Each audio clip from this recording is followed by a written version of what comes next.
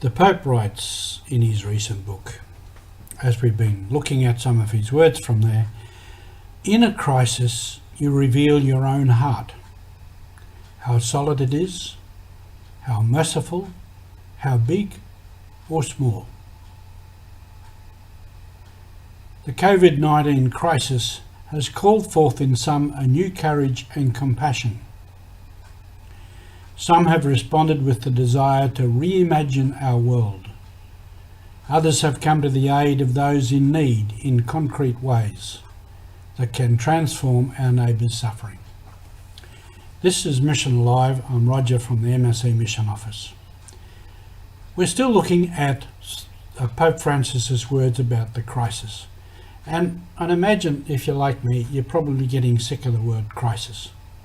But the world is in a crisis. But that's all right.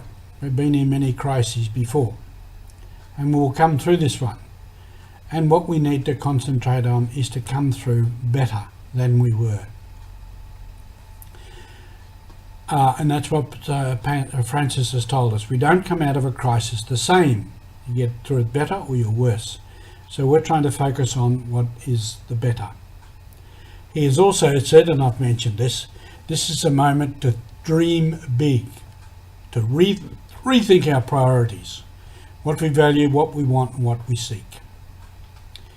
And the dreaming requires us to slow down, to take stock, and design better ways of living together here on earth. So let us reimagine our world. Let us reimagine our church. Let us reimagine our lives. There's been a bit on the media about the effect of all this on young people, school kids, in and out of classroom, trying to work online, some not being able to, how to be detrimental to their development, and so on and so forth. I reflected on my own background. I came from a poor country family. I was the only one to complete secondary school. My older brothers and my sister had to leave school, go to work. They were smart people. They could have done a lot better. They could have gone on to higher education. Higher education wasn't part of our family. But they had a good life. They lived well. They married, they had children, they provided for their children, and many of their children have a good education. So we survive, we become stronger. We learn to live with the reality of life. You might think it's not fair, may not be the best thing that you want, but the reality is we get on with life and we make the best of it. My work has been in some parts in Papua New Guinea, renewal of the church, and this required reimagining the church, the parish, the diocese, the religious congregation. And the parish program was called New Image of the Parish. And you created a new image of the parish. How are we as church? How can we be as church? What is the potential for us as church community? Not the big universal church, our own faith community, beginning with the faith community of the family. We have to reimagine things. We have to think sideways, lateral thinking. And we can do better.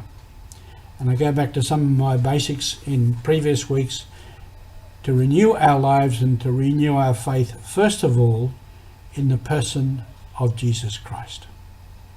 Because our mission is his mission. He gave us his mission. He said, go, proclaim the gospel.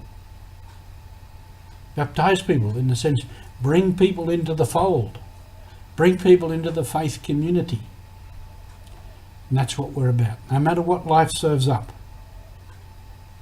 One of my nephews wanted to be a physio. He didn't have the grades. Couldn't get to university on it. Became a PE teacher. Did very well at it. Now he's principal of a high school. Life goes on. We take different roads, different possibilities. We imagine a different future. And sometimes the blows that knock us sideways knock us onto the road where we should be on. So all of this is part of who we are as church, who we are as a people of faith. And so in all of us, The mission is alive and continues. Thank you for being with us.